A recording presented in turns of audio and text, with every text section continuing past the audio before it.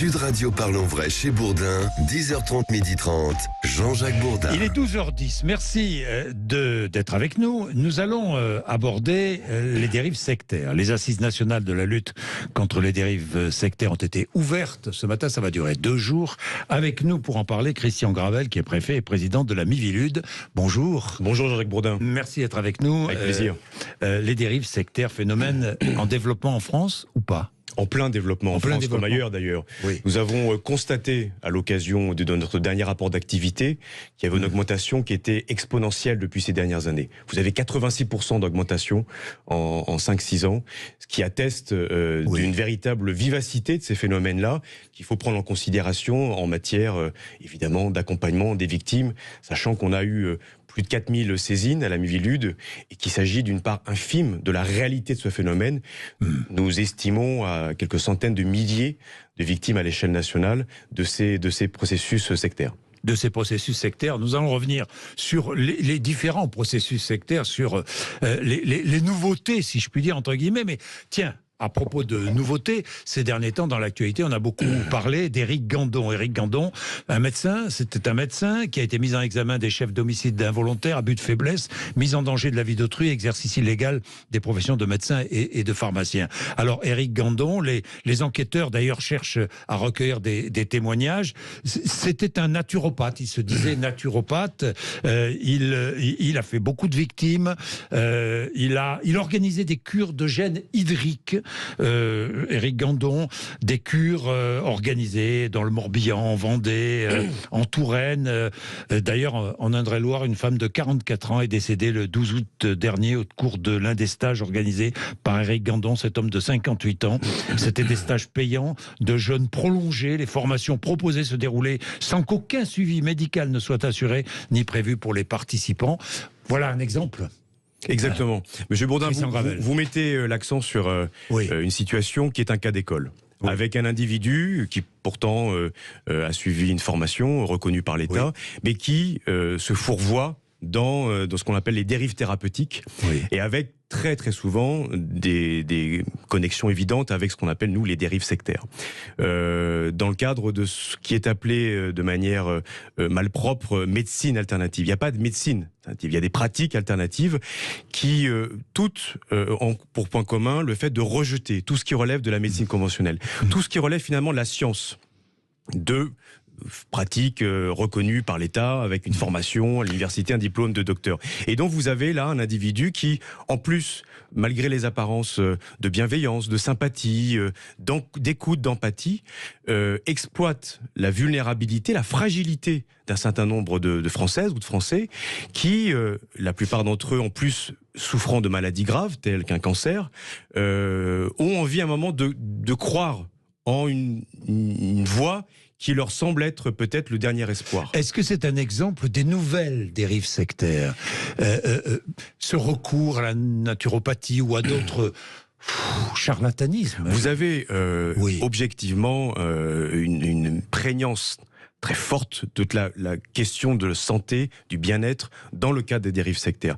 Historiquement, c'est le cas. Pourquoi ? Parce que vous avez affaire à un public qui, par définition, souffre de problématiques de santé, souffrent de formes de vulnérabilité qui sont évidemment des éléments permettant à des gourous, à des entrepreneurs sectaires, à des prédateurs sectaires, dans ces cas-là, de mettre la main sur vous, de mettre la main sur votre cerveau et de s'inscrire dans un processus d'emprise mentale qui est bien souvent beaucoup plus subtil que les clichés qu'on pourrait avoir sur les dérives sectaires.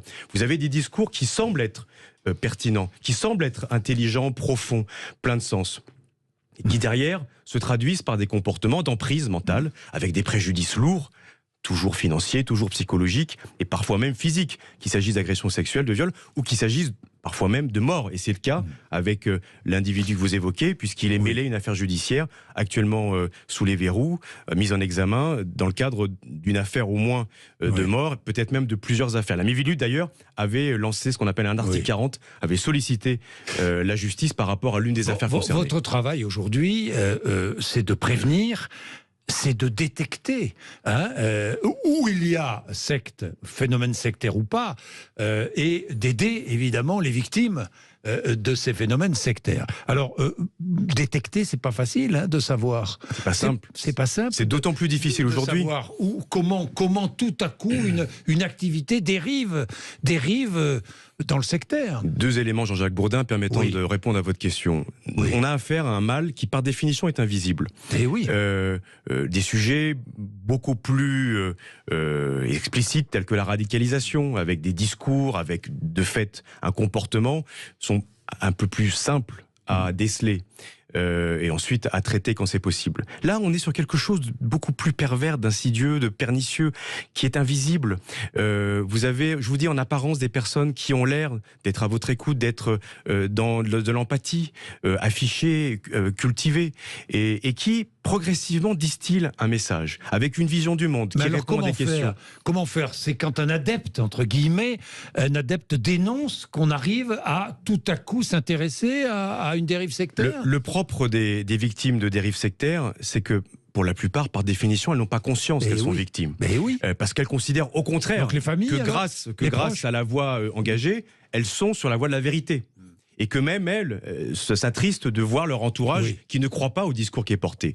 Donc c'est la plupart du temps l'entourage, la famille, des proches qui nous alertent. Oui. Vous avez aussi des personnes qui, à un moment, pour différentes raisons, se retrouvent face à la réalité, prennent conscience. Et donc des victimes qui, là, pour le coup, frappent à une porte.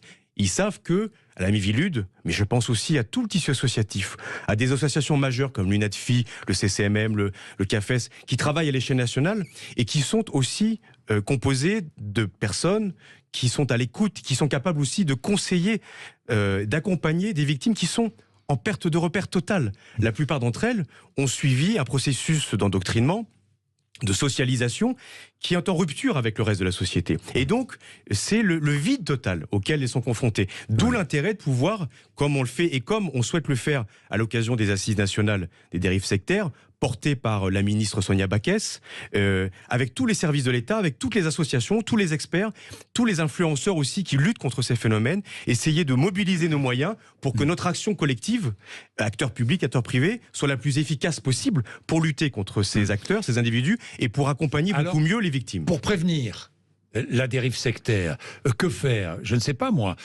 Peut-être qu'elle s'exprime sur les réseaux sociaux. Peut-être qu'elle s'exprime aujourd'hui différemment qu'elle ne s'exprimait il y a encore 10, 20, 30 ou 50 ans. Vous avez 1000 fois raison. C'est d'ailleurs la philosophie de nos assises, puisque nous avons commencé avec le discours de la ministre Backès, mais des témoignages de victimes. Et chacune des tables rondes que nous avons organisées commence par des témoignages. Et donc, que disaient ces victimes? Mais qu'il faut du courage pour parler et qu'il faut justement déjà faire en sorte que la peur change de camp et qu'on arrête d'avoir honte et avoir peur de s'exprimer sur le sujet.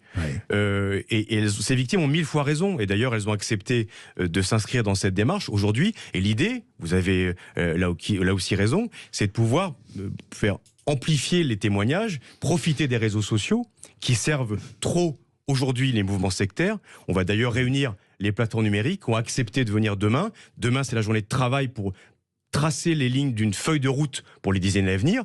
Et les plateformes numériques ont conscience que là, il y a sans doute un vide à combler. Donc on va essayer de diffuser un certain nombre de contenus, de témoignages, notamment de victimes, pour contribuer à réveiller les consciences par rapport à ce phénomène. Quelle est la limite entre la dérive sectaire et le complotisme? On a deux éléments qui s'inscrivent dans des démarches qui sont différentes, mais on constate des points de convergence de plus en plus forts. Aujourd'hui, clairement, et c'est pour ça qu'on va l'aborder aussi à l'occasion de ces assises, vous avez de plus en plus de prédateurs sectaires qui utilisent des théories complotistes pour asseoir leur emprise sur des victimes, sur des proies qui deviennent des victimes, avec évidemment l'avantage, la force des théories complotistes qui visent justement à opérer une rupture avec l'entourage, la société de manière générale, les institutions. Et donc le moyen de se dire, moi, tu peux me faire confiance, écoute-moi, parce que moi j'ai un discours de vérité à te proposer, n'écoute pas tout ce qu'ils disent, parce que par définition c'est le système, les fameuses élites pédosatanistes qui feraient des rituels ignobles tous les soirs dans des sous-sols, et qui malheureusement s'inscrivent dans des mouvements, on l'a vu avec QAnon.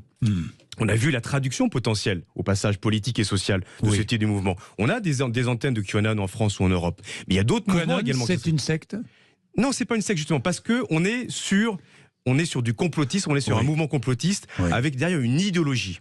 Et il y a un point qui est important, qui fait la différence entre ce qui relève d'une forme de radicalisation et dérive sectaire, c'est que la dérive sectaire, elle s'inscrit dans, encore une fois, un processus d'emprise mentale, où vous perdez progressivement votre libre arbitre, alors que l'idéologie, vous adhérez en conscience.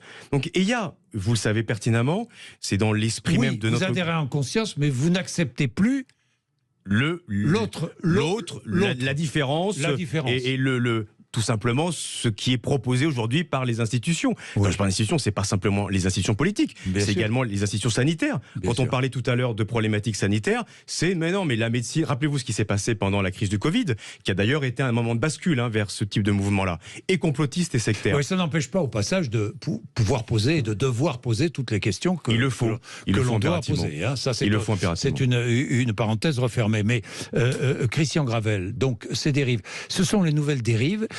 Est-ce que tout ce dont on a parlé, la scientologie, ça existe toujours ou c'est fini ça? Vous avez toujours la présence de ce qu'on appelait les multinationales de la spiritualité qui sont là depuis des décennies et qui elles-mêmes ont pu bénéficier de l'impact de la crise sanitaire, de toutes les peurs, de tout le climat anxiogène que ça a suscité. Donc vous avez même un regain d'activité de certaines de ces multinationales. Et vous avez l'émergence, et ça c'est l'une des spécificités, l'évolution de ces dérives sectaires depuis ces dernières années, c'est une profusion de micro-entrepreneurs sectaires, beaucoup plus discrets, micro-gourous 2.0, qui se servent de la révolution numérique, des réseaux sociaux, qui se servent encore une fois de tout ce qui a pu constituer en termes de bascule avec la crise sanitaire pour surfer sur ces peurs-là. Et il y a des buts lucratifs la plupart du temps? Systématiquement. Cet élément-là. En fait, pour vos auditeurs, il y a quelques points clés à avoir en tête qui permettent de discerner ce qui relève d'une offre qu'on peut respecter. Vous avez le droit de croire ce que vous voulez en France, je le rappelle. Vous avez le droit de croire ce que vous voulez.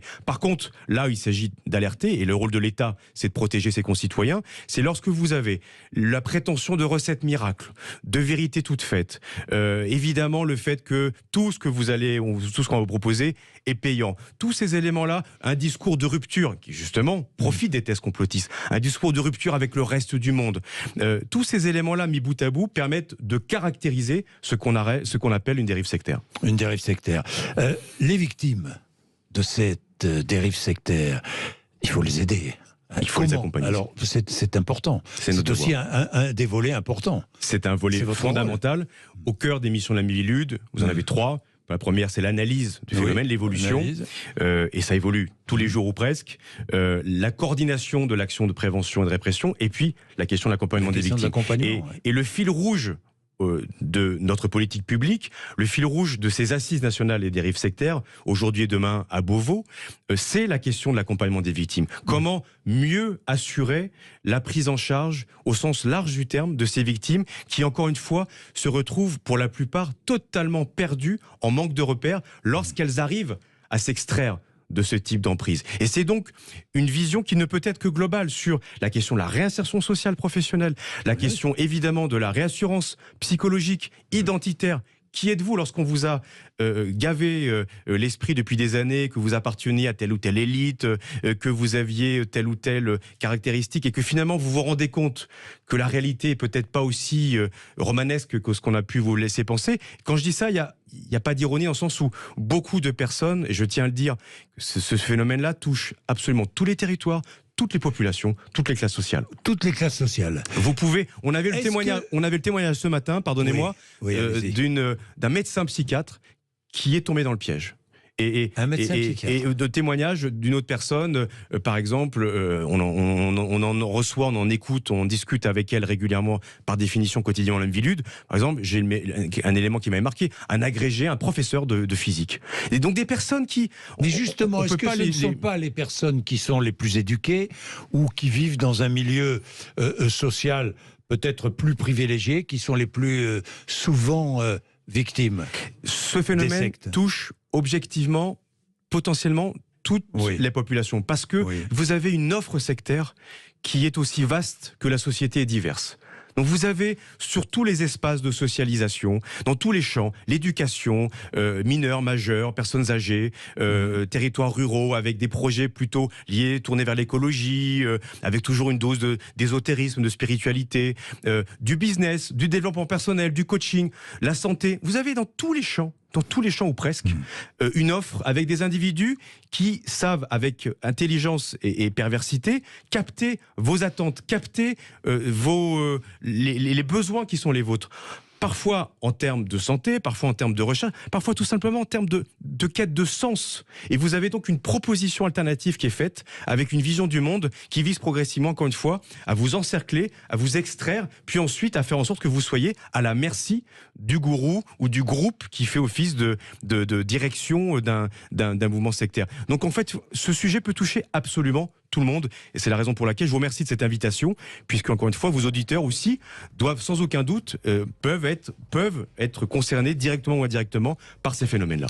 Merci Christian Gravel d'être venu nous voir, préfet et président de la Miviludes. Merci à vous Jean-Luc Bourdin. Merci de nous avoir accompagnés depuis 10h30 ce matin, 2h sur l'antenne de Sud Radio. On se retrouvera évidemment demain à 10h30. Il est 12h26, André Berkoff.